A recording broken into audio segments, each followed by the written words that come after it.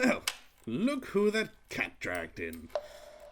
Guards, while you're there, could you just scratch my nose? These manacles make that quite difficult. No? Okay.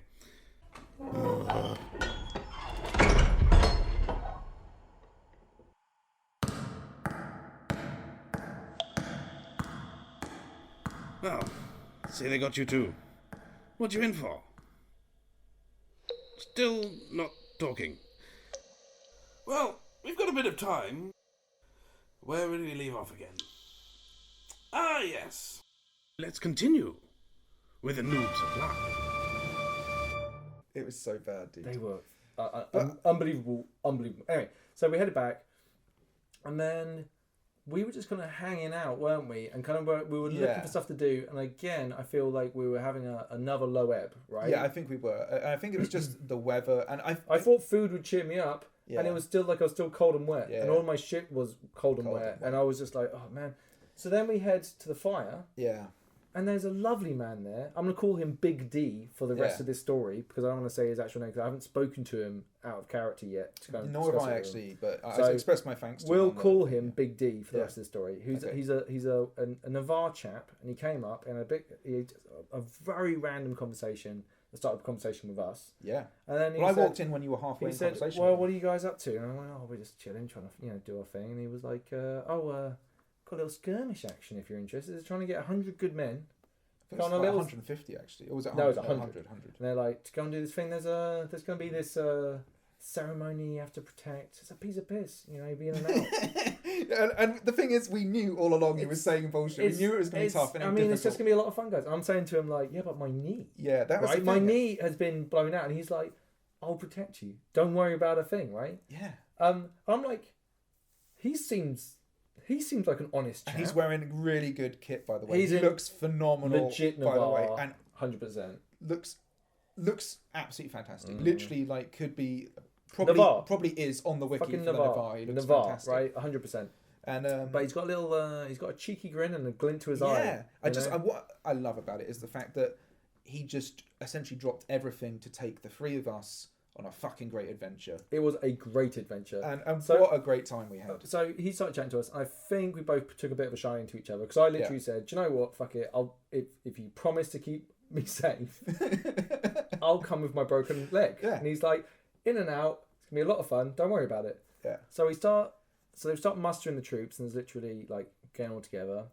And there's two different units that are going to come along from Navarre, right? There's a really big guy and the other guy that was and basically they were going to command each unit. Yeah. And we start walking out, and then the big guy, he starts singing the song. Oh, this great song like about 10 Navarre heading off to war. Yeah, and it was heading off to places they had never seen before, and it was just so good. It was basically 100 bottles of beer on the wall. Yeah. But with an individual verse for each 10 Navarre soldiers and twinding down to one. Yeah. Man, we marched four abreast down the path.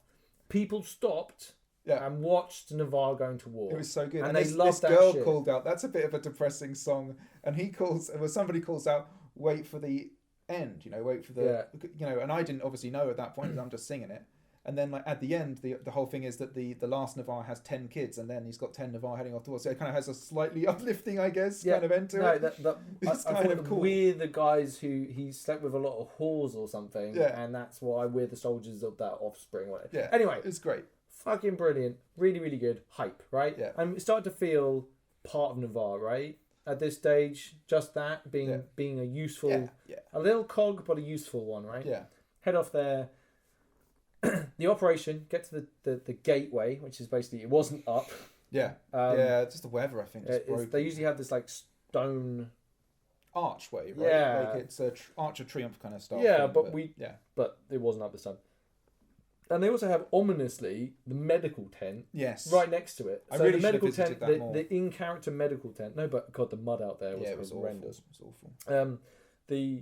So they're all like, so we all march up, and there's a lot of shouting. Oh, shut up and listen, and all this stuff. It was good stuff. I would say actually, like one thing was like it must be really difficult being those people who deliver speeches because there's a lot of people having little micro conversations and stuff. Yeah, dude, shut the fuck. If someone's talking, shut the fuck up. I mean, like I think it was just like they were giving us the sort of they were bringing us to a But there were so many new players. Yeah. right? Yeah. And it was just like it was a tough deal for a lot of people, and I felt like everyone did it brilliantly. Everyone soldiered through. Everyone was fantastic. Yeah. So we all rock up, standing there, and basically the plan is that Brass Coast. Yeah, the Brass Coast were coming as well, and while we were doing this ritual, which was to replace the Trods and Leela Fen or whatever it was. Yeah, Leela Fen. Yeah. Something like that. Put the pronunciation on the website and then. Yeah. But then while that's going on, the Brass Coast are having like a meeting with a Jotun sort of emissary, I guess, to maybe broker an alliance. Mm-hmm.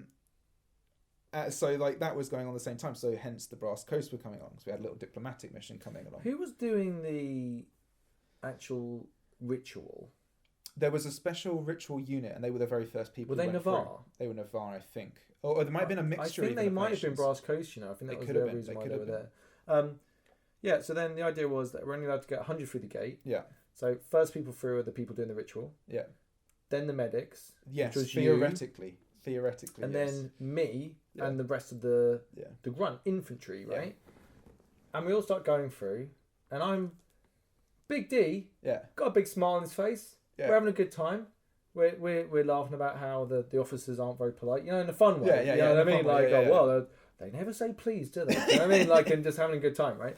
And march through, and then the reality. You were like number 80 something, weren't you? You're 87. I think quite close to the end. And also, if I'd known, like, I would have, there were better people. No, much it was better great. people. It was so that good. That big guy, I don't think he got through the gate. Right. Okay. I think that's why there were supposed to be 2 units. One was a flanking unit, one was a central unit, and only the flanking unit and half of the main unit, including me, got through. Wow. So we head through, start marching up there. And then I'll just tell you from my point of view what happened, right? Yeah. So we're marching up there. I'm having a bit of a chinwag. Look over to my left, and there's these zombie... like marching along towards us, right? And I'm like, oh sweet, fucking zombies. Like this is great. Yeah. Alright, it's gonna be my first battle. Zombies. Sweet. Yeah. Right? It's gonna be a good time, isn't it? Everyone's feeling pretty red up at this time. So the guys are peeing the Valorn, by the way. The Valorn guys, so good. You the men, basically. There are many of you that I smacked. Some of you harder than maybe I should have done. I always said sorry. But you kept on coming back for more. It's so and good. Bless your hearts. You wonderful people. They were so great. I love it. The RP from them was insane. You have to stand there, right, holding this big weapon and swing it really slowly at someone trying to kill you. Although they've also got this thing of like, they kind of swing it slow, but then they speed up and actually try and fight you. So this fight is actually challenging. I couldn't with it. There's this one guy who had a really long sword, and me and him went at each other. Yeah. But anyway, so we see these guys off to my left, and I'm like, sweet fucking zombies. Everyone's like, right, form up. It's fairly relaxed, right? We're forming up. We're all a bit overexcited about what's going to happen. And then from our right, there's just a yell, some commotion, and then there's orcs. Orcs! Fast moving, devastating. Heavily armed, and they know exactly what the fuck. These are not inexperienced troops. These are... And they look really interested in killing everyone. Oh, it was so good. They wanted it, Ian. We got the squashed. The lines again. Like we held for a little fighting, and then there's no line around me. Oh, so good. Everyone kept running, and I was just like, oh no. And I'm bearing in mind, my knee is completely broken. So I'm think of it like I'm walking like a peg leg pirate wherever I go. Right, I'm just like trying to shift my broken ass around. Yeah. And then I got caught out. Got put down, and this girl from the Brass Coast just comes over, picks me up and says, pull yourself together, or whatever the line is. Get yourself together. Picks me up. I'm like, are you a physician? She's like, no, I just have the skill. And I'm like, okay. And I'm like, she's bringing me away, and and then the orcs attack us, and I'm like trying to fight them off. But I completely stepped away from her, by the way. I just want to make that completely clear. Orcs attacked. I had 1 health point. Yeah, you were gone. I moved back slowly. Yeah. Luckily, there were other people that saved her, but that wasn't me that saved her. No. But from my perspective, this is because I'd been separated from you guys. Are you way out in front? So I get like. Oh, you must have got it bad. We got pulled in as like the physic unit, right? And I get and most of us are like lightly armored. Like there's a So couple they hit the brass coast first, right? Yeah, and they went straight through. I never even saw what happened there. But, like, I never even saw it. It was just must have just crunched them. I reckon they got wrecked. And then, but I'm in this physics unit anyway, and we kind of get paired up with this guy who is in like the most awesome fucking armor with 2 double swords and a big shield and an axe or something. Just looks absolutely ridiculous. And he's like our bodyguard. He was also a medic. I saw by the him. way. Was he another? He was another like giant 7-foot. He was giant motherfucker, wasn't he? Absolutely, and what a lovely guy. I never caught his name, but he was such a great guy. There was a bit when a player got injured and they called man down to yes, look I was after right somebody, next to and I was person. right next to this guy, and he was it was just great. We had a nice little kind of quiet conversation while everything was going on. But anyway, from my perspective, when the orcs hit, I was right sort of at the edge between the two forces. We just got crunched, but this guy just managed to like fend them away like some kind of mad hero shit. While all the medics basically have to fall back. And then we somehow, Ben, when I was further in than you, I managed to fall back. Must have passed you at some point. No, because they broke the lines. Basically, we played Ring and Rosie round this clump of bushes in the middle. We moved backwards and forwards, and that's when I got caught out. But I like, there's a guy down. Ben, I have no idea where you are. I can't see you. I'm looking for you, actively looking for you. And for Bungle, I can't see either of you. Mm-hmm. I see a guy who's down. I pick him up. I'm playing a physic. I'm just trying to drag him away. I try and heal him. The enemy are too close, and as you say, this wheeling motion is happening, and I end up just having him over my shoulder. We're just literally like climbing out of this hellhole while people are getting downed behind us. It was crazy. I thought we were done. Okay, at that stage, I literally thought we were absolutely gonzoed. Like there was our forces could not stand. Yeah. Every time they even tried to, they got broken. There were people lying everywhere. There were individual skirmishes. But generally, the force had been decimated. Yeah. And I was, as soon as I started to even have a conscious thought on not survive immediately, my initial reaction was to run for the gate. Yeah. Right? But then it was like, then all of a sudden the enemy started drying up. And there's a couple of guys, and we stabbed them up a bit, and then a couple of other guys stabbed them up a bit. And it was like, someone said, "Congratulations, guys, you just killed 150 guys." Wow. And it was just like, what? We're alive. Yeah. We killed all of them, and it's like fucking sweet. But you had this great experience. I think it was you, or was it Bungle? You had that experience of you were fighting something, but you were fighting 2 orcs. Yes. Okay. Yeah. So I'm by myself, and bear in mind my mobility is not good. Yeah. Right. So there's no running away. There's no darting in and darting back. There's just standing my fucking ground and trying to wave and be scary as possible. Yeah. 2 guys come over. And there was one guy in double swords, and he looked meaner than hell, and he looked like it was dinner time when he saw me, basically.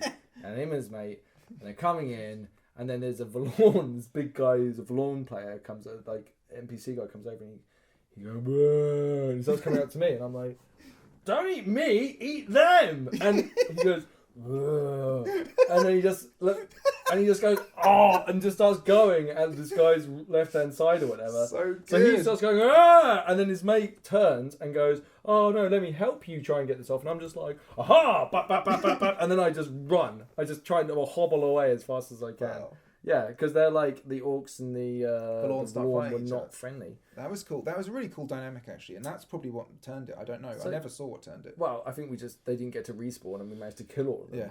But then, so we headed. We grouped up, and then we felt brilliant, right? Yeah, it was great. We'd done it. Yeah. We'd survived, and everyone was very happy with what we'd done. And I'd basically been like, "Is it always like that?" Do you know what I mean? Like, just shell shocked, you know? So we start heading up the hill. Oh yeah, and they gave us a spiel at the start about how if you go in the woods, when you get hit down, you run out of hit points. You take a hit. You lie down on the ground, and you have a certain amount of time. Yeah. I have like a skill, which means that I have 4 minutes 40 to survive, right? Wow.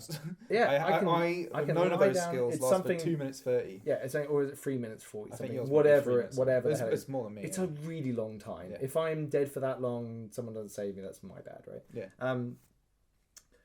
Yeah. So they're like, oh, when you go into the forest, there will be this poison stuff. Yeah. The miasma. Yeah. The Valorn miasma. And if you breathe it in, you have to get it healed. You can't get it healed while you're in there because you've been getting infected by it. and take that first number off that.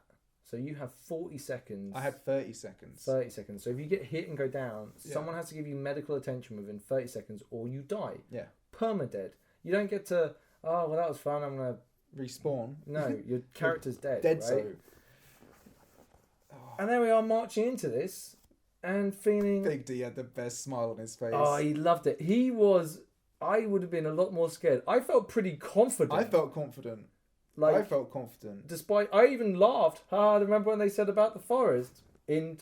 Crossed a little muddy like gateway area and then into the forest we go. They had this kind of smoke machine kind of thing to add a bit of like the forest fight was exceptional. Yes. Like, okay, so we only fought the Vallon, which are the slow moving zombie people. And also a beastie. But so some people headed off to my right. Think of it like we're on the left flank in the woods, right? And we're trying to head up, trying to defend our area, right? On the right flank, what I perceived to be the right flank, was where they were doing the ritual. Our job was to hold the line and make sure no one got in there and wrecked their day. So we're G'd up, feeling pretty confident. The fight was incredible. It was fantastic. We hit them really hard. We were working hard as a unit. At that first immediate section, we were just kicking their asses, moving them back. I get to do like my first execution, and I'm just like, cool. I go up to this guy and I'm like, he's on the ground, and I go, execute, and I kind of half-assed hit him, right? And he goes to me, he just looks up and goes, you're supposed to RP that, and I went, oh shit, go back to the gates of hell, you son of a bitch, execute, like, and he was like, that was really good, and I'm like, thanks, man, and it's carried on going, right? Like having a really good time, having a good chat off, executing people. It's a good time. Yeah, 100%. That's really cool. You get to... It's just that bit where you get to be... it's kind of like that bit in a video game where it's like you get to press the button that means you get the animation where you get like the mega kill. Yeah. You know what I mean? And it's that bit where you rip the guy's arms off and you're like, or whatever. The kind of... The combat that suddenly made sense of what the monstering was. When we got our asses handed to us by that Wintermark shield wall... Yeah. I think that was great. That was the point. I think that was that gave them a really good experience, right? They went for us like a hot knife through butter, and that's great, that right? Must feel amazing. That must feel like, and rightfully so. They deserved it. They must have had the best drinks, right? Yeah. They must have had a great evening. They probably said, like, do you remember when we just ran over those guys? Maybe they just didn't stand a chance. We're just too good. Maybe they just get bored of that shit. Yeah, they just do it every day. Every day. Absolute sort of mean This potatoes. is what I do. This is what I do. I just wreck fools. But anyway, so the forest fight was incredible, and like I'll tell you some really interesting things that happened to me that I thought were really cool. Oh, sorry. We should also mention the beastie. The fucking... Yeah, the dryad-y thing. The dryad thing that just... Some guy moving so fast, and it's basically this tree monster, and it came charging out. And whacks you with its claws. I was just trying to stay afloat, basically. Hats off to that guy in sort of shore terrain, dressed up, probably has limited visibility, leaping around, acting like just a dryad who is fast-moving and can do all these attacks and stuff. Really cool. Hats off to that guy. After the fight, I'll just quickly do this now. Yeah. Someone had physically grabbed this guy when they're doing their execution move. Oh yeah, I remember. Pulled his head back and then hit him. Yeah. And it was just like, basically, you're not allowed to wrestle. Yeah. You're not allowed to do physical attacks like that. And it's just like some guy did it twice. Yeah. And it was douchery, but like, as all. Anyway. Please tell us about your experiences. No, I think that's an interesting point. And I think you can get carried away. I mean, I think that was obviously way too far. But I think that's what happens. I think people get carried away in that sort of moment. But anyway, my thing was like, to show you how just awesome people are. So we're fighting, I wear glasses, and I got just that sort of brush of a sword basically went, and it didn't actually hit me, but it hit the rim of my glasses and sent them just flying off my face. I just shout out glasses. Everybody else puts their hand up, is like glasses down, and I'm just like, I literally just find my glasses. The guy that you were fighting helped you look. Yeah. Everybody just helped, and it was just so good, because I have to say, I mean, as someone who wears glasses, you wear glasses too, we did both talk about this, there is the fear of like getting your glasses damaged. I think in some of the big battles and some of the bad events, I may well like if I'm gonna go down, I know it's gonna be bad. I'll probably take my glasses off and hold on to them. But generally, it was fine actually. It was okay, man. I don't know. I don't know. I'm just buying a new pair, so this is gonna be my old pair. I'll probably wear these when I go. That's what I was gonna say. I've got, and I meant to take them as one of the few things I forgot. I managed to bring absolutely every fucking thing else, but I had like an old pair of glasses. I was just gonna wear those, and I would say that is probably the best advice I can give on for people with glasses. Wear your old ones and just put up with that maybe slight. Yeah, I'm glad that I got to see what the hell was going on around me. Yeah. That battle was incredible. And also, the way that my memory has changed of the events, right? At the time, I'm aware of the referees there and all this stuff going on and blah, blah, blah. When I look back at the events, it turns it into a goddamn action movie, right? And it's like, it was so good. And then to fight, and then we had to, basically they achieved the objective by doing the ritual. Yeah. We then headed back, and they were like, all right, now we need to retreat. Started to retreat, and then someone yelled, cheese it. Yeah. Not you, what you're going to hear when your leg's busted. So I was basically hobbling to try and get back. Got out, got clear, headed back. We all got given poison tokens. Yeah. And we all had to get treated in the medical tent when we went through, which is great. And it really was, there's a few moments where you kind of get these spectacles of what does an army of 100 men that goes off and gets into a massive fucking fight look like when they get landed at a hospital tent. So my version of the combat was basically we pull up through the gate, this kind of fence area into the woods. We're having this combat. I'm in a slightly different detachment, being a physic, and I'm always trying to keep eyes on you and Bung at this point. So I'm kind of always hovering on that side of my sort of regiment of healers. And we get split up anyway because the line's so stretched. The healers as a regiment is a really good idea. Yeah, basically. You can see it works really well, having this swing gang of healers. The only thing is, being a healer who has like a shield is an interesting one because you get mistaken for a front liner all the time in order to get up front. And you're like, no, I need to be behind people, hitting people. Well, like the generals, the generals? Yeah, leaders, the officers or whatever, yeah. They'll grab you and push you in, which is great, by the way. I really great. Like. I have no problem with that at all. Zulu style, hold the line, really good. So, what happened to you in the woods? So for me, it was then like, I get stuck behind this unit that's just to your left, so the far left of the whole line, and I'm basically just telling them, if you go down, I'll get you up. Fall back to me if you get hurt, kind of thing. You were kind of on my far right of that sort of group of players, so that's why I was there. I was on the right hand side of the left flank. Right? Yeah, exactly. So then I was kind of, one of them got downed. I healed him and got him back in. The healing, by the way, is great. Oh man, I really enjoy the medic game, and I think for a new player, I would actually recommend the medic game. Because it's just so much fun because you have an immediate purpose for RP. Okay, before we entered into the area, Big D was like, "Oh, I need to get healed up before we go in." Yeah, and you start RPing this clicking his shoulders and back into place or something like that. Yeah, right? exactly. Because I have no idea what I'm doing. And by this the way. other player, this other Navarre guy, comes over and goes, "Are you all right? Is he some sort of a masseuse or something?" He's like, no, man, we're RPing. And he's like, oh, wow, was that like real? That I thought that you were literally applying some sort of medical aid to him on the battlefield. Yeah, it was kind of cool. It was awesome, and he role played it really well. It was kind of cool doing the kind of shoulder clicking and stuff and all that. Because bear in mind, I have no idea what I'm doing. Well, you did that to me at least a couple of times during that whole thing. And it's kind of cool. And bear in mind, I haven't got a lot of kit, and I think next time I'll maybe make more of my medicness because I had the sort of stuff in a pouch that was quite hard to get to. It'd be maybe nicer to have it like a sash or something. Yeah, I think I'm going to sort stuff like that out for next time. But I would strongly recommend playing a medic. Actually, talking about medic, I'll actually rewind to just before we went through the gate, and we kind of were in the sort of the wheelhouse of the orcs, if you like. There's a bit where there's this down guy who I can't heal, and I'm dragging him back, as I mentioned in the previous part. But then there's another person who came across after the battle, after everything calmed down, and they were down on the ground, helped them up, and it was one of those things where he had like an injury to his arm. It was like they had this injury that was like they'd been cleaved or something, or meant that they couldn't use their arm anymore. Bear in mind, I don't even understand the calls, so I don't even know what I'm doing. So then I'm like, I don't really know how to treat that, so I'm just going to act as if I'm treating it. I don't know what herb that uses. I'll have to read later, all that kind of stuff. But it's cool how it doesn't really matter and nobody's kind of on top of you on all that stuff. They're just like, yeah, no, I'm healed, you know, I'm good. But being a healer gives you that immediate way of RPing, and they were like, you know, I'm happy to act as if I've just got 1 HP. I'm like, well, I know I've got that herb, I just don't know what it is. So how about we just do it like I've done it, whatever it is that is required. I've used it because I haven't used one yet. They did that. That was great. And it was just kind of cool to have those moments. And I think you get this all the way along where people will drop RP with you just to help you get that sort of step. So then you can enter the RP with them. And people are really generous like that. It's almost like a mosh pit. Yeah. Right. Anyone that's been into moshing in the pit would know that it looks very violent from the outside, and there's a lot of violent actions and people bumping into each other.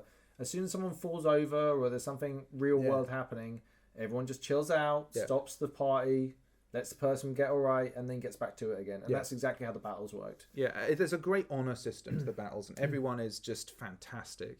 And it's like a competitive things going on, but everyone's playing by this kind of honourable set of rules that underlies everything. It's kind of really cool. Don't really be a dick. I think the number one rule is. But nobody is. You know what I mean? It's like it's fantastic because there's so many people there are there to make it work and make it be brilliant, and they contribute so well to it that you never even have that fear of someone. If you get injured, someone's not going to call man down or something, or they don't even have to worry. Like if you get injured or if something goes wrong, or everyone will help you fix it. If it isn't fun anymore, just fucking stick your hand up, head to a referee, and get out of there. You know. Exactly. It's great. It's really good. Right. So we go through into the woods, get stuck behind that line on the left flank. Heal up this guy who gets downed. He goes back in. We're getting pushed quite hard on that side. Just this one of these things have been reinforced slightly stronger on that side, and we don't quite have enough people on that side. So we'd get in sort of 2 for 1 in a couple of situations. It was a rough spot, right? And then he goes down again, and I go to work on him, and I don't notice because I put my sword down, and while I'm healing him, I don't notice that this cheeky little Valorn has snuck around the trees, and then next thing I know I'm getting hit, and you have this weird thing. I don't know, like you're supposed to keep count of your hits. Yeah, but it doesn't really work like that. So it's just like I was a lot better in the woods. Yeah, I was a lot better in the woods, but it was like I got hit and I looked up and he hit me again. I was like, I think I've been hit enough where I'm down. Like I can't see any reason why in this situation I wouldn't go down. So I just went down, not even thinking like about the numbers, but not even thinking about like the whole, if I go down here I've got 30 seconds and then I'm dead kind of thing. That didn't even enter my mind. I completely forgot about it when I fell down. I just was acting out of it. From your perspective, because you actually saw me go down. I was 5-10 meters away, whatever it was, and not very far away, but far enough away that my voice didn't carry. Let me put it that way in the carnage, and it was like because I was trying to. We didn't fight together. No, but we were always trying to look around and see where each other were. So when I looked around, I saw the little cheeky fucker moving around the tree to come down onto you. I was just like. Trying to get over there and like yelling, and there's carnage, and in my head it's full on action movie style. And this guy's fucking hitting you. You can see him, but I can't see him at all. I'm completely oblivious. And I'm yelling, and then finally someone realizes and they stab that guy up, and then they get them. But I don't even get to you by the time that people are on it. Yeah. Right? They're already healing your ass up. They're already doing the good stuff, and it's like I'm just straight back into the fight again. I must apologise to the person who healed me. I was in full panic mode at that moment, thinking my character's going to die because it suddenly dawned on me the whole. Are you yelling at him like? No. So I'm just laying there going like, oh! I'm staring at this guy, and he comes over to heal me, and he's doing this ritual, like, because he's a magic healer. He's doing this thing where he's kind of charging his hand, getting ready to get me up. And you're like, but I'm laying there thinking he's just, because I'm in panic, not because he's role playing badly, just because I'm panicking. I'm seeing him wave his hand around, thinking, "Stop waving your hand and get me up because I'm about to die here." And he gets me up, and it's just like, so I apologise to that guy because I just really didn't RP that at all. But I was just so overwhelmed by the situation. That's good RP. Yeah, it is. Maybe it is. I knew a guy that was an ambulance driver in the Falklands War. Yeah, and he got very drunk one night and told me a story about how they drive around, and the guys in the back would always yell and scream at them. Blue murder, right? Right. Because get me to the fucking hospital, bloody blah, do the fucking thing. They're very abusive. Yeah. And so you're fully in. Yeah, no, it's great. It was so that good. RP, right? So he gets me up, and then I turn over to my patient. He was obviously still down, the one I was working on, and he just sort of looks as we're working on him, And he just says, "Oh no, it's been past the amount of time I have. I'm dead. I'm dead, boys. I'm dead." And like the person who just got me up, it was funny to see them kind of break character. Like, "Are you sure? Yeah, is that act for legit?" You were kind of like, yeah. And the guy was like, "Oh no, yeah, I passed my counter. I'm dead." And he's like, "Oh," and then we just role played it from there. It was really interesting to see that little cut. A guy got Ian. The guy that was from the marches, was he? Yeah. He was getting married that day. Yeah. Came to join us. There were only 2 marches at the entire thing. And we were all like, "Don't worry about a thing, son. We'll get you out." He didn't make it, Ian. He didn't make it. He Well, did not make it right that's before. a whole. We'll get to right that at the before we hospital. even pulled out. Right before we even pulled out. Yeah. He got downed and we were like trying to pull out and we disobeyed orders. There was a whole bunch of us on the left flank that were like, "No, we're getting those guys up." Yeah. Pushed forward very dangerously. Wow, okay, I didn't and know managed that. to get people up and out. So I was like, he's alive. But then you have 30 seconds to 40 seconds. He was definitely down longer than that. Yeah, wow. Because it was so intense. So, and when this guy dies, like, that's someone's character, you know. But I got in touch with them. a lot of story. Yeah, I mean, you don't know. That person could have been going for ages. I think they were relatively new, actually. I got in touch with them in the Facebook group, and it was kind of like I was just like kind of almost joking, like, "I'm really sorry to whoever that was who I wasn't able to This save." is the guy that got killed by the and thing, then right? one of their friends was like, "Oh, that's me," and then like No, they said it was great, yeah, right? and they really enjoyed it. So that was, I really appreciate that. That was kind of because I felt kind of bad because I was like, "Is there something I could have done?" I literally had that kind of feeling. No, but I don't. There was nothing I could do. Let me just tell you right now. No, there was nothing you could have done. That is just how sometimes these things happen, right? But that was great. So after I got healed, it was kind of a really weird situation. I think that kind of, because we were still mid-combat back then, but we were just about to win, I think. But it was just good to get up. And then you guys, because you and Bungle were there at that point, and just be like, "Yeah, I'm alive." And I think that moment, that little brush of death, because I think that was the closest any of us came to death. Yes, 100%. And it was like, I think that little moment of death helped actually bring out that little bit of RP that is the bond that our characters have. You know what I mean? Straight after the battle, Big D came up to us, and so we were all good. standing there together, and he went, "Hey, you're all together," and it was like, "Yeah, we all made it through," and it was like, it was amazing. Like, we did some fighting together, Yeah. but like generally we were fighting in relatively close proximity, but not actually with each other, right? And to be honest with you, you kind of image in your head, you see like that kind of, maybe you can in probably a Spitball, but you see that in the kind of movies where the people fight in tight formation and you're kind of always with your buddy. It doesn't actually play out that way. There's a lot going on. Yeah, and someone's going to get shifted slightly out of position. Yeah, and people will move you, and you'll see a problem that needs solving. Yeah. That was all I saw when I was on that battlefield was, okay, this is my change of attitude towards combat, right? Before I wanted to get people down and not die. Yeah. Right? Now it's more like, I still don't want to die, but it's more about managing my hit points. Yeah. When I get down to 1 or 2, pull back from the line, find a physic. Yeah. That's what you should be doing, right? Yeah. And then in the combat stuff, I may not be very good at killing people. I'll go in, do some fighting, I'll keep them occupied, and then people that are significantly better at fighting than me will kill that motherfucker. It goes to show, though, actually, that, again, that whole movie thing of like one person taking on a whole bunch, it's like it just doesn't pan out that way. You get outnumbered. There are heroes. There are, yeah, I mean, that's very true. They you do are see people real who are great. people. Yeah. Okay, after the battle, we're at the fire. Yeah. Everything's gone well. Yeah. And this girl, I can't remember, I didn't ever catch her name, or if I did, don't remember it. They're the ones that we met in the new player tent. Yes, yeah, I know the ones. Okay, Yeah. she came up and she went, "How's the battle?" And I went, "Yeah, it was great, really, really good, happy." No idea what happened though. Yeah. You know? And she went, "That's because you're a grunt." And I was like, "I am a grunt." Do you know what I mean? In fact, there was a bit of pride to just being I know nothing. Yeah.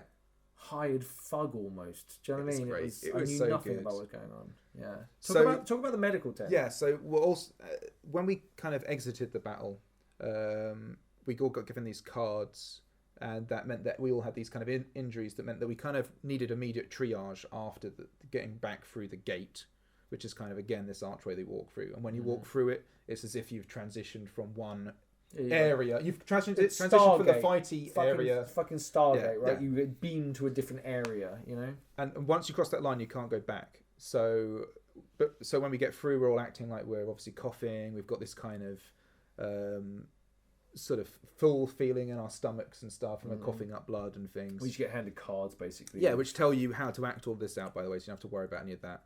And it's real simple stuff, like, everybody can act kind of coughing and feeling unwell. So you get kind of pulled to these kind of triage mats they've laid down, and thankfully they basically laid down some tarp. And that was very welcome because obviously the ground was so moist. Well, it had like little signs next to them, like overload bay 1 or whatever, 2, 3 or whatever. And that was really cool. So we got laid down there. We get given this kind of tea, which is called blade root tea, and you breathe it in. You breathe it in, or you can drink it, but they encourage us to breathe it rather than drink it. And you can like act like you're obviously drinking it as well if you want. And then that gets passed around. You get up. You kind of have to act these kind of post-treatment kind of role-playing. Yeah, me and Bung literally we breathed it in, coughed up a bit, saw utter carnage around us, and then like we just limped off away from the battlefield. Yeah, like away from the tent, or the battlefield from the tent. Like we just headed up, and it was weird to be like, there's no. Yeah, the worst thing you can do is stay. Right? Yeah, the worst thing you're can not do. going to help. Yeah, it's time to leave. And that was what was really interesting because like obviously for most of the event we'd stuck together, and we'd done things together, but this was kind of the moment I felt my character had to stay at the medical tent and help out. So that was like, I need to be here, and you were like, yeah, do your thing. So, and that was just really cool. Like you guys obviously went off, and I guess you must have just gone back, and while I was away, just gone to the fire pit in the Navarre. Was that? We did. We got back, had a big old chat off about what happened. Yeah. So I was gone a while. It was good, but then again, time doesn't work the same in Anvil. Anvil is the place that Empire exists. Time doesn't work the same. We went back, and I think we were so like adrenaline dumped. Yeah. I'm really happy. I think we just got straight on drinking. Yeah. I think we literally just got back. I had a hip flask. We had a few beverages, and then that's when we kind of started that evening, right? Yeah. But you were back at the medical tent, right? So there, it was kind of.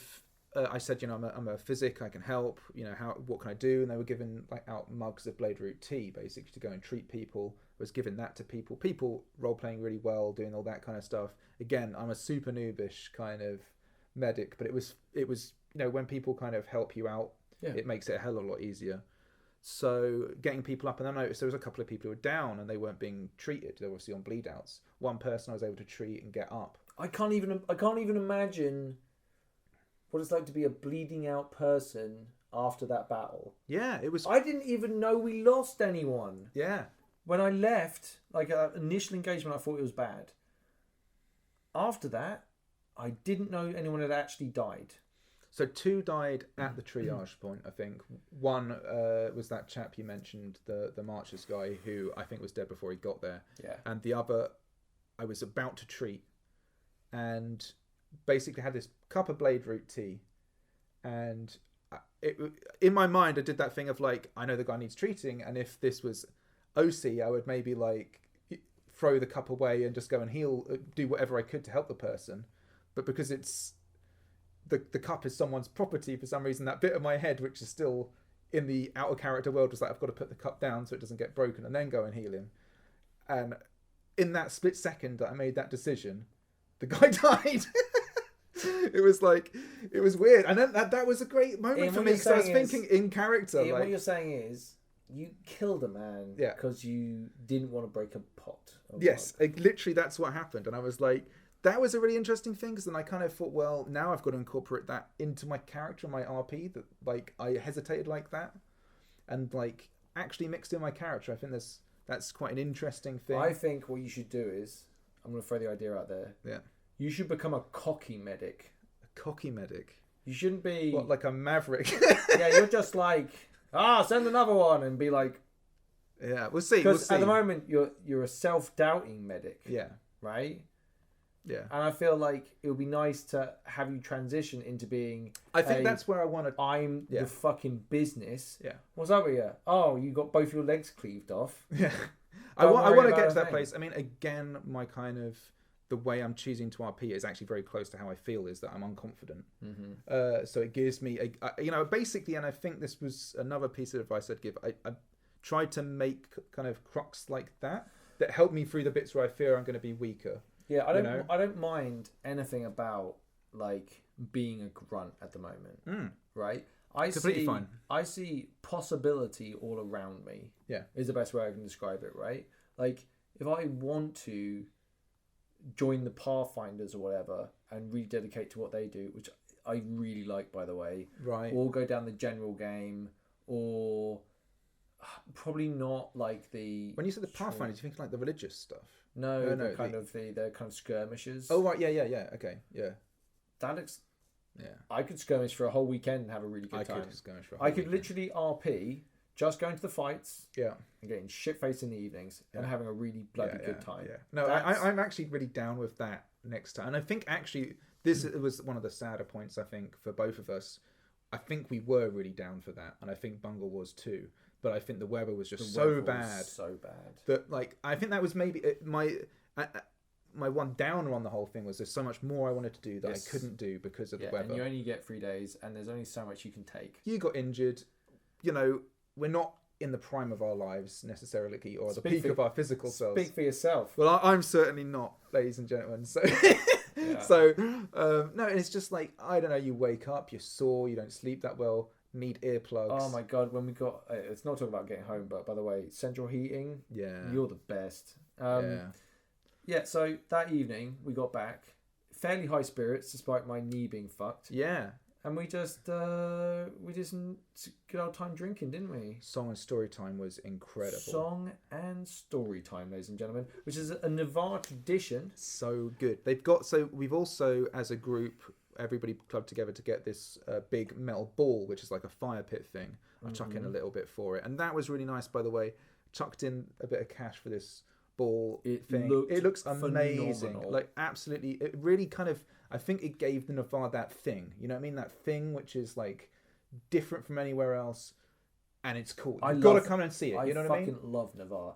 So good. Walking around the other camps, they all got their own thing going on. Yeah. And I'm not dissing any other nation here, okay? They all got their own thing. The Navarre have something really fucking awesome. I think that the songs, the storytelling, the fire pit, it just makes such a cool way to bring everybody together. Fireball in the middle. Yeah. A ring of benches all around it. A special chair with Voice of a Nation written on it for an extremely talented young lady who sang.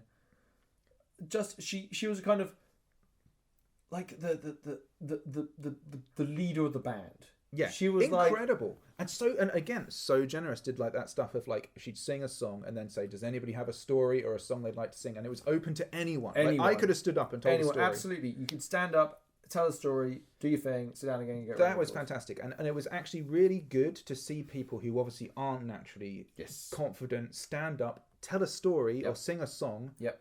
And for it just to be instantly accepted and like a positive experience all round. Like, there's so many people I saw, and it was just like they kind of got up and they have that like nervous sound in their voice.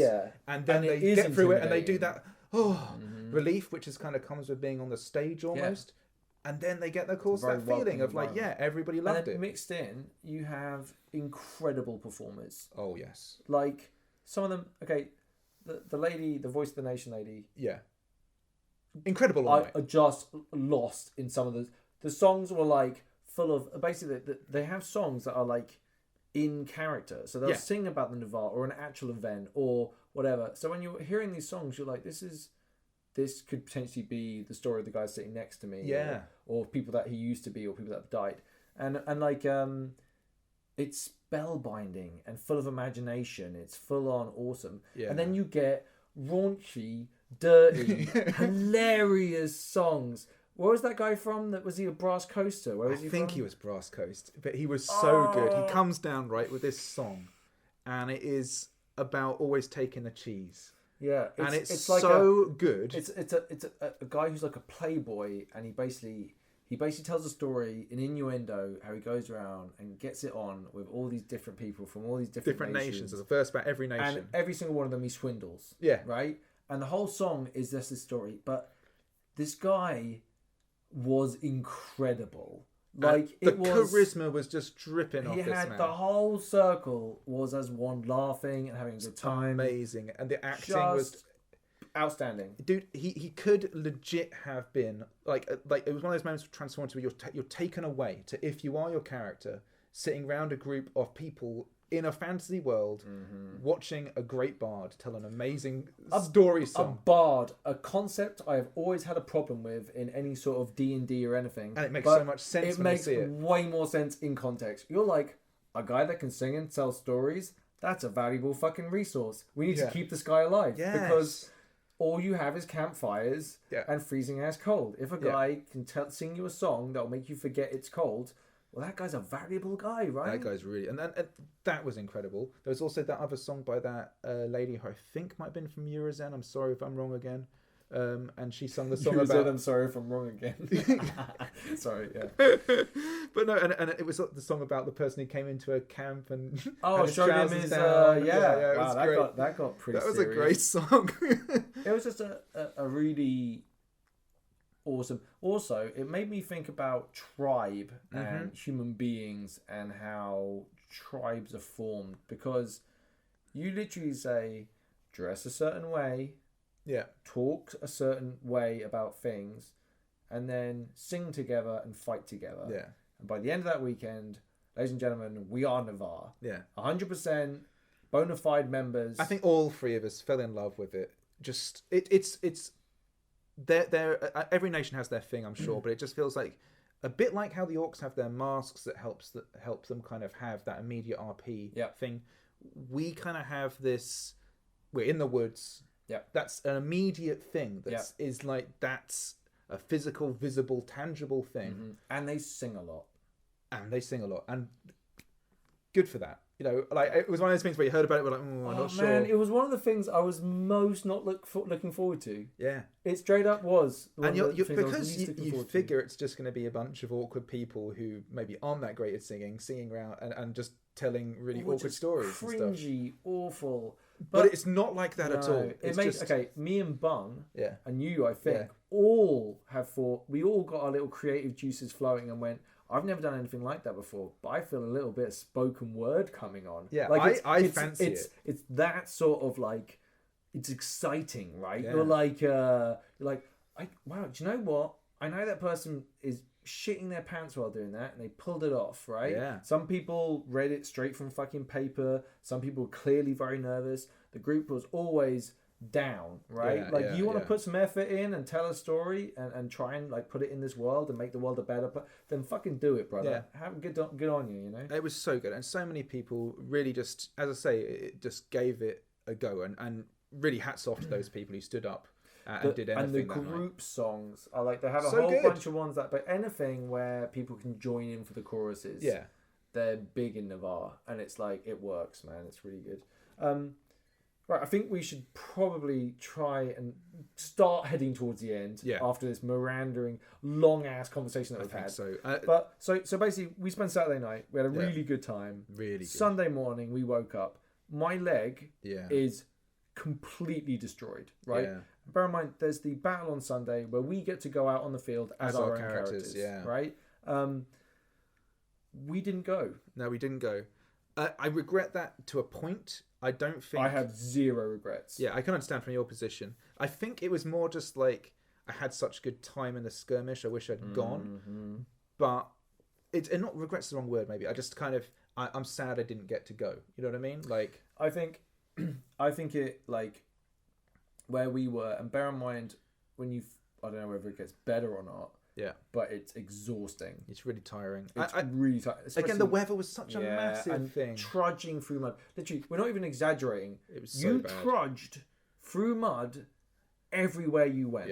Yeah. Like everywhere. The loo is slick with it on the ground, and people. And by the way, this is no criticism of the PD crew and everything. No, they did an amazing job trying to keep everything running. PD were every time. I didn't have a negative. No. Okay, we got a big telling off after the battle from one of the referees. Yeah.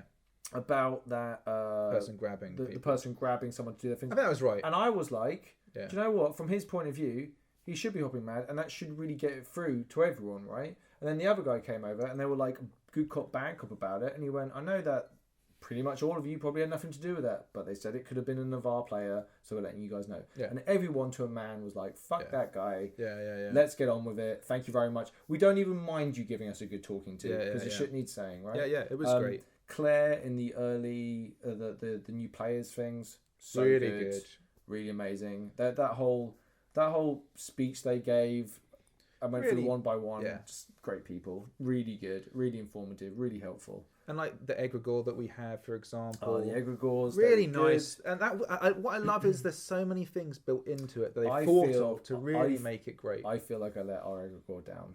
Yeah, I didn't RP with her much at all. I spoke to her like an information machine. Yeah, that's tough. And it was like I need to find this stuff out. Yeah, and it's like I want to make it up to her. Yeah, I want to be better Navarre next time. Yeah, I want to role play better, and I think we all do now. But I think the shell shock combined with the weather, and it's amazing the way the weather I think psychologically breaks you, and that in turn breaks your ability to role play. I also have changed my opinion on a lot on what I think role play, how I'll role play. I don't think that this is necessarily there are right ways or wrong ways to do it. Yeah. But for me, I think I'm going to play me, but I'm going to make different decisions than I would make. Okay. I think that's a good way to do it, to be honest. Right, so I'll do things that are my character led. I'll let story guide my character, and I might be whatever, but I'm gonna let it naturally come out. Yeah, I think that works really well actually, and I think to be honest with you, we'll all naturally kind of gravitate towards that style, and I think that's when you're LARPing and it's a long experience and you have to act and you've got to feel confident in what you're doing, and you want to have a good time with it and make someone else importantly have a good time as well, that you'll naturally gravitate towards something like that because it's easy, and I think we all will to a greater or lesser extent. I'm pretty sure I'll do the same. Like you, and I think you have these moments where if this was a story book, it would maybe seem like an odd, jarring moment in the storybook. But in an actual role-playing thing, sometimes you'll do that little bit where you do a bit of exposition about like your character or whatever, and then a moment later you'll be doing something that's much lighter role-play, and then in a book that wouldn't work, but in LARP it works, and that's completely fine. I think the problem a lot of this stuff is the line for me is what you bring with no context doesn't mean anything. Yeah. To have real world in the moment talking to people and doing this stuff like that. Yeah, you have to know things. The RP is so much better to give it context. Now I'm not saying that like I reckon letters to people that you know in the LARP, that's gonna be pretty powerful, right? Like to have, but I like I said, it's tough. I think it's really difficult. I have more questions now, having been to a LARP event than I did before, and I think and I had a lot before. yeah, totally. I think we both did, and it met all of the. It met my kind of positive thoughts that I was kind of hoping for so well, and my expectations were met, but in a slightly different way. They were totally different. It was the reality of it was it's hard not to mention the weather constantly. Yeah. Right? Which feels like a shame, and it feels like we're sort of downing on it, but it's the testament to it is the weather was so bad. I would go so again, notably bad. I would go again in bad weather. Yeah. If we had more prep. Yeah. Okay, that's the only thing. We weren't ready for that. Yeah. If we had brought the same kit that we had to that first event to a really nice summer event, we'll be more than happy. Yeah. Chairs outside, sitting around, laughing and joking. Not freezing our balls off. Yeah, I think that was a shame because I feel like we brought up some wooden chairs. We were going to pop them outside the tent just so we could have somewhere to go back and sit at. And it was just the ground was so bad there was no point putting the chairs out and things like that. No, it was. And it forced you at points to huddle in your tent and take your shoes off, and you have issues taking your shoes off and stuff like that. So that was a massive shame. But I think it's a testament to it that that is the only negative. And in a way, it's not even a negative. It's more like you can see how awesome it would be. We didn't get the reason why we were pissed off about it is because we didn't get to suckle enough RP out of it, right? Like we didn't get our bellies full on the amber nectar that is sweet LARP. Yeah, exactly. And I feel that makes me even hungrier to go back for more. And in a sense, I feel like I did like a little like a LARP tutorial mission in a computer that game. Is a really good way to describe what we did. So it's like I felt like I kind of wrote it out a little bit and just kind of pressed X, Y, and so on the gamepad a few times. We did it. Got through the sequence. Yeah. And now next time I go, I think I'm ready for the bit of the game where they let you wiggle the joystick around and do what you want. Yes. Yeah. A bit more open world, right? You know. And I feel like I want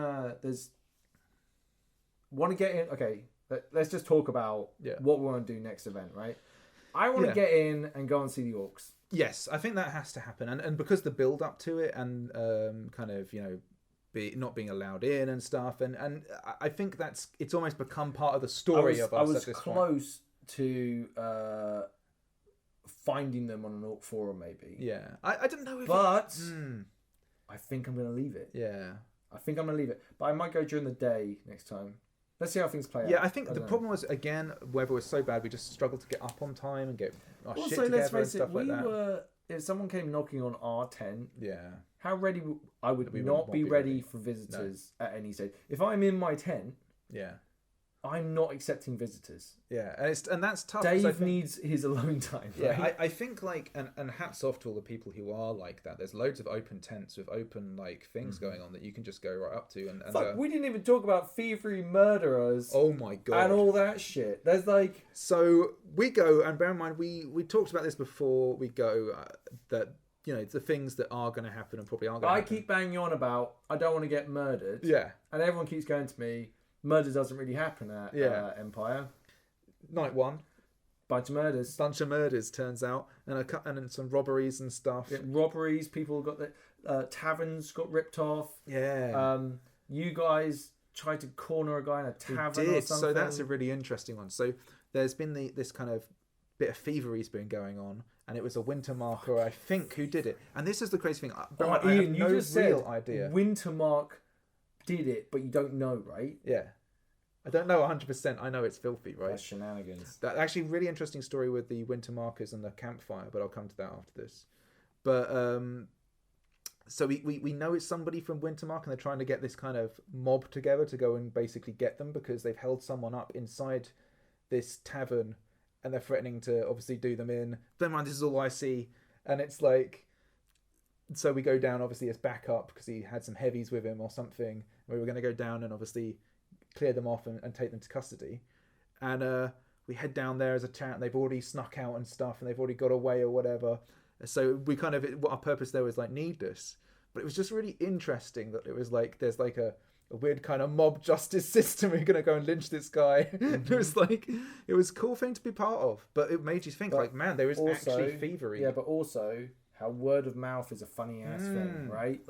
We heard rumors. You walk past people and you hear people talking, and there's subject matter, and certain subject matters, your ears might perk up a little bit more. What are you talking about with Navarre? What are you talking about this bow? What are you talking about this group? Did you just mention a lot of money? There's this bit where we're sitting down. We literally go and sit down to have some food, and we have this hot roast. Roast dinner. The roast dinner. Yeah, the roast dinner. We're sitting down to have that. These other lads come and sit down next to us, right?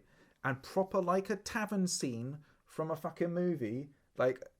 They start talking, I see, about the fact that one of them's on this detective case to catch the killer. He thinks he's got a lead, all this kind of stuff. Mm-hmm. He's kind of talking. I'm kind of listening, and I'm thinking, that lead. Well, you're all listening, and eating, but looking over and listening in. But I found myself, Dave, and I kind of was listening to what the trail he had, the clue he had, and I was like, I don't know if I like that clue.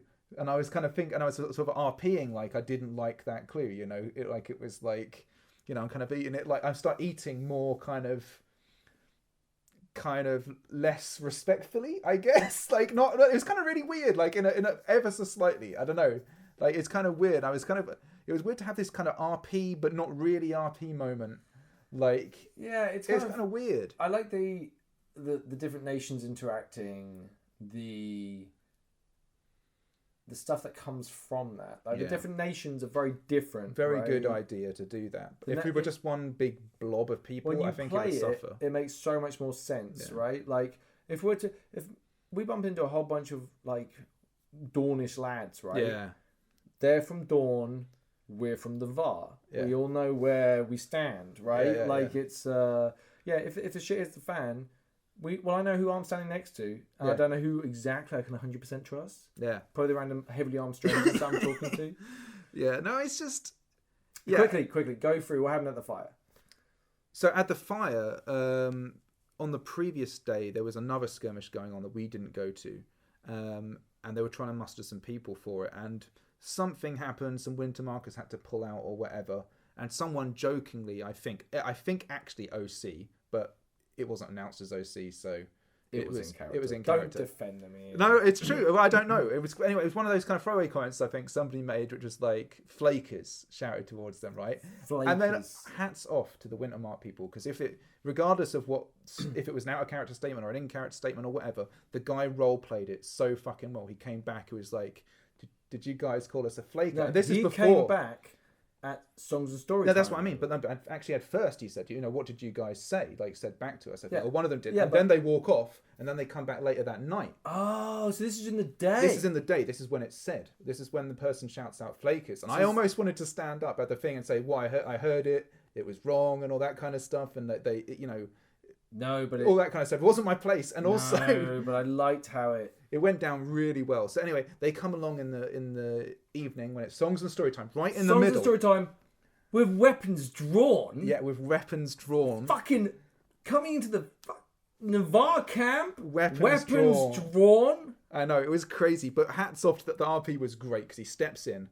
And imagine out of character how awkward that is. You're walking into like a big happy thing of people singing, and then you have to walk in and deliver this bit.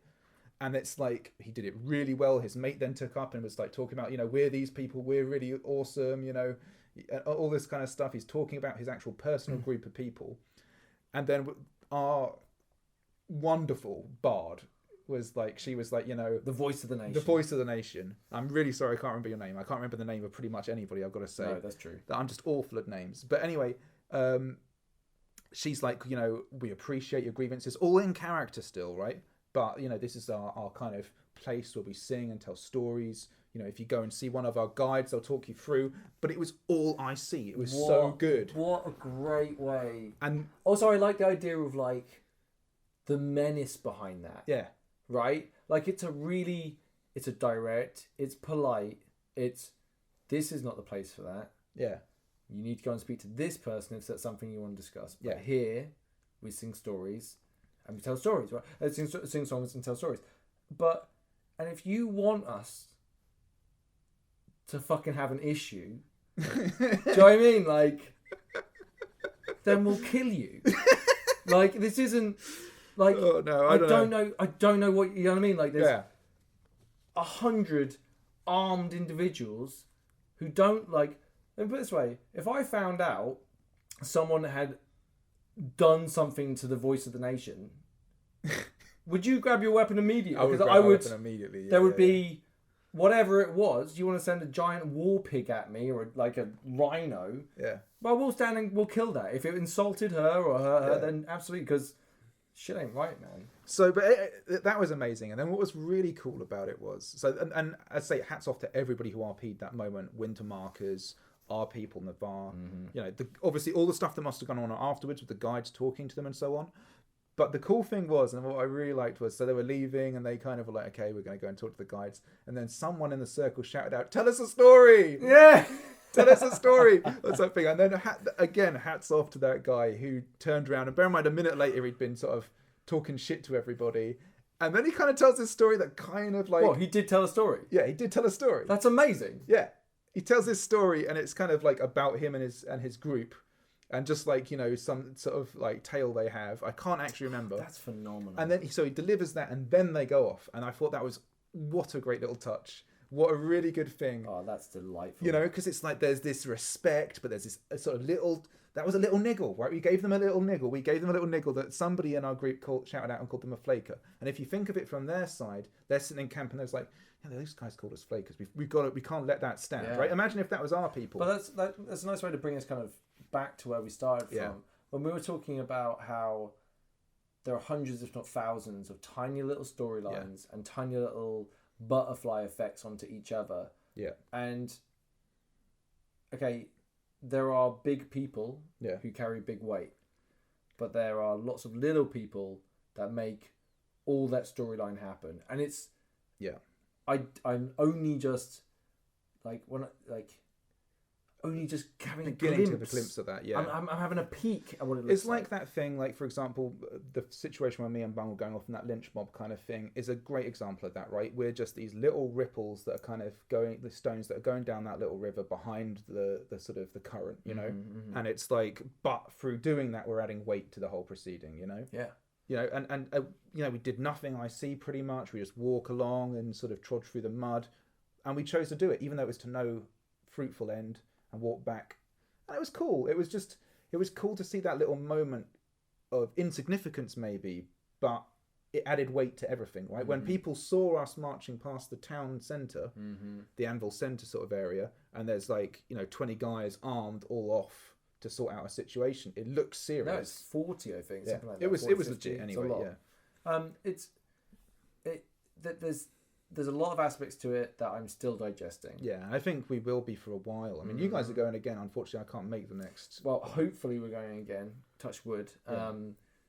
Let's see if Bung's game. Dave might be interested. It's going to be a good time. It's really interesting when 4 of us go. I think we'll have to do something with the tent, but I guess we'll just have to come to that. Dave has a big ass ex-military tent, which is good. So, yeah.